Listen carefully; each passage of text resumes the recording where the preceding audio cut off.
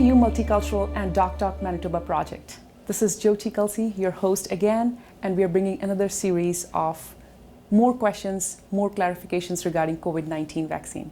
Today we have Dr. Amila again with us.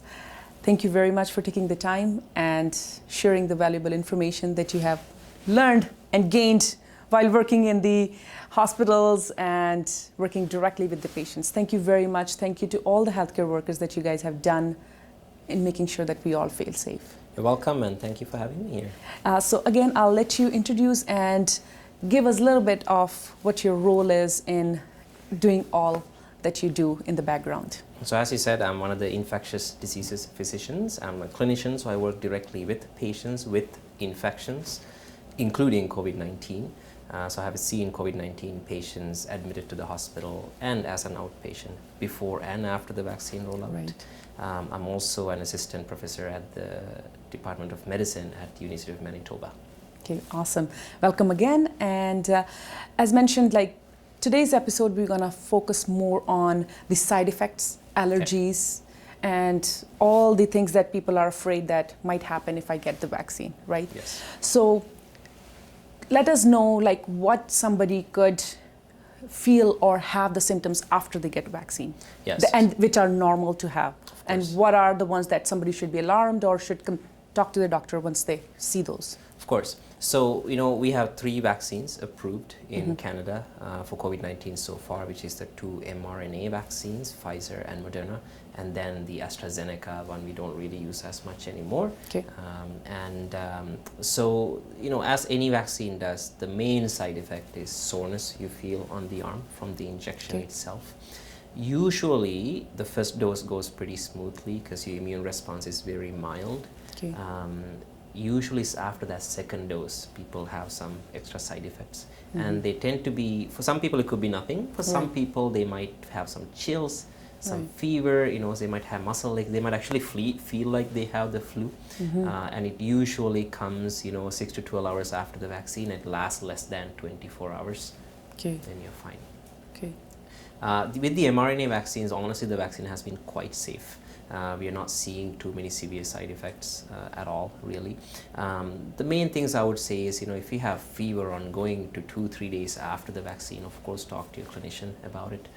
You might actually have COVID-19 even though you just got vaccinated. Okay. I think people should understand just because you got the vaccine, your body still needs time to produce the immune response, so that takes about 2 weeks. I see. Okay.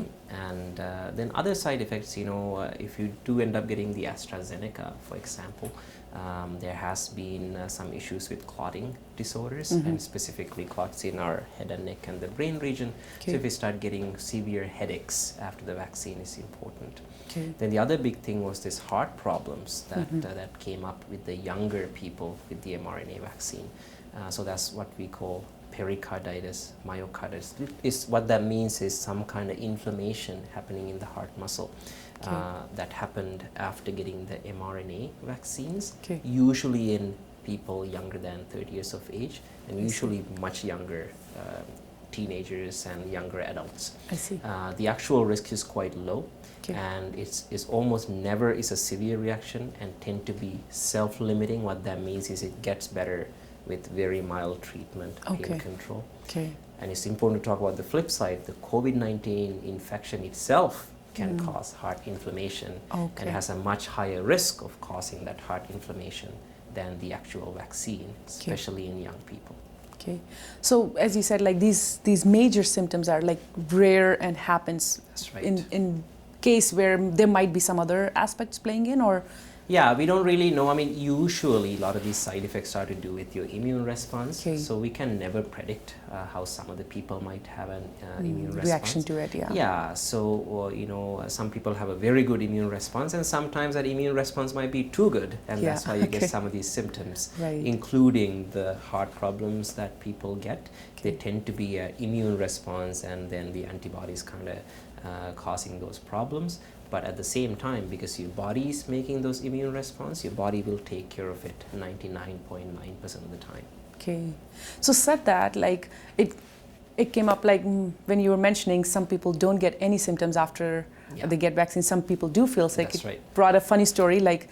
I did really feel very sick after I got my second dose, and my parents did not feel anything. They were like, did they actually give us a vaccine? Did you see it? Did they actually inject it? Like, I mean, you know, you see those rumor videos, those funny videos they That's make. right. So, because, you know, at once the question is, oh, they got sick, probably the vaccine worked on them. Did it not work on me? So, like, what is it? Yeah, so, you know, I just want to say in Canada, the vaccine administration is tightly controlled. So any vaccine you get, that's a real vaccine. Nobody's stealing vaccine and selling on the black market in Canada because you can't. We watch exactly what comes into our hands and go out.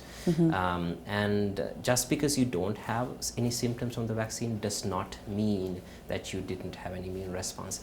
Everybody reacts differently. And you know, like you and somebody else might actually get the same cold, but you might have different symptoms from 100%, the other person. Yes. But that doesn't mean you had a different infection. The same theory applies to vaccine. Some people just react worse. You know? So it's just like how strong your body is and how not strong, I wouldn't say, it's not like weak or strong here, it's just how your body takes it, right? Exactly. So again, like you did mention Astrazeneca. So what are the thoughts about the people who actually got Astrazeneca at first? So AstraZeneca, you know, is a slightly different vaccine. They don't have the mRNA. We're actually giving the vaccine through what we call a viral vector. We don't have to get into the details, right?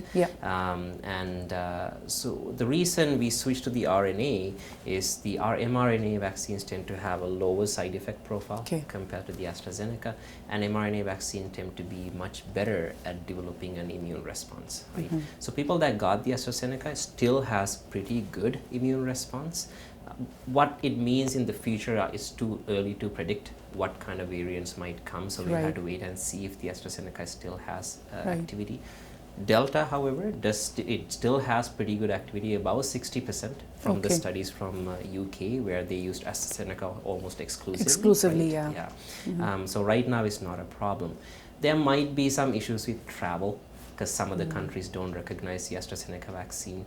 I think that will change, given there are some countries that don't get any mRNA vaccine. Exactly.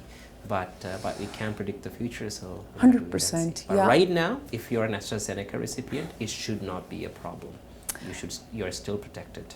And I do hear like there's call for a third vaccine, or people who have got mixed vaccine like Pfizer and Moderna, let's just say that. That's right. Like, can you give us more information about it? What's available and...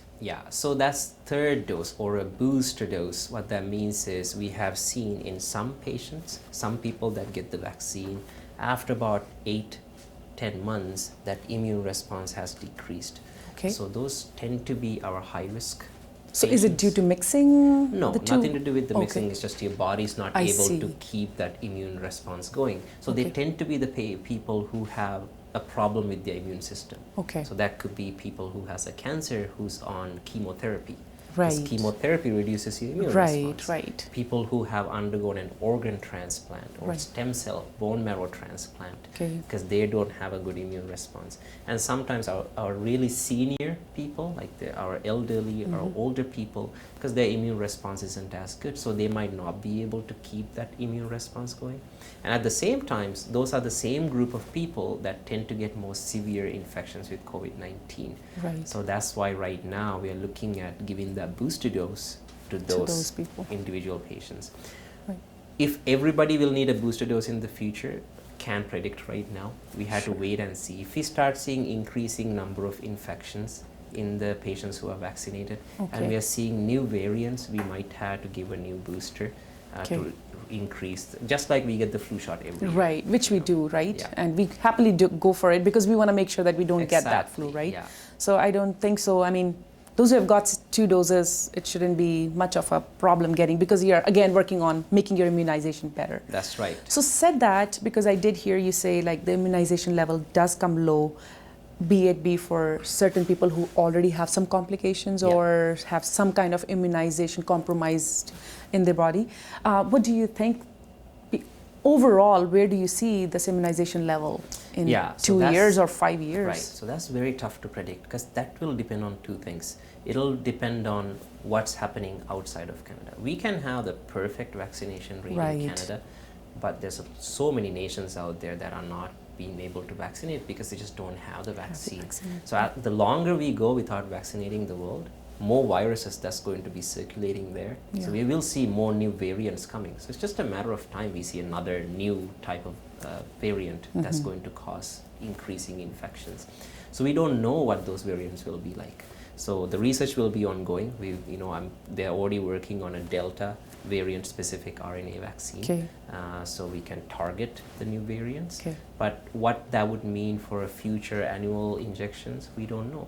Sometimes these viruses mutate enough, it might become a mild virus. Right. We don't need to vaccinate At anymore. all. Exactly. Right. So it's Right. difficult to predict. I see. What I know is we need to vaccine as much of the world now so Yes. we can get back to some normal. 100%. So, I mean, could you get this vaccine while you're getting other immunizations or other treatments that like you mentioned chemotherapy, right? Yes. Somebody could get vaccine same time or? Yeah, so we'll talk a bit about doing vaccines together. There's other vaccines Exactly. people have. Or any other medical condition like somebody has and they're getting treatment for that. That's right. Could you get this vaccine same So time? it really depends on what condition it is. As far as other vaccines go, we used to give a 2 to 4 week period in between.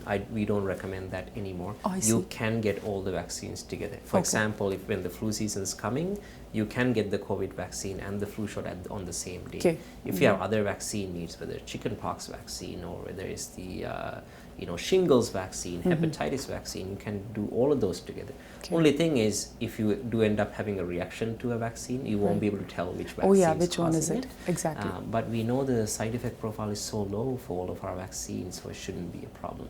Okay. As far as other medical conditions Right. go, so things like chemotherapy, that's an individual discussion these people should have with their doctors. Okay.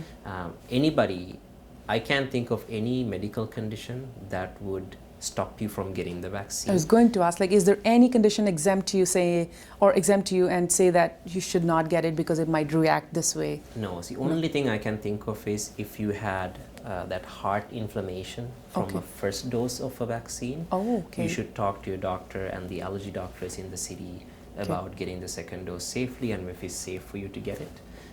Or if you have a severe reaction, you should talk to the allergy doctors again to see if they can talk to you about test you for the allergy before getting the vaccine.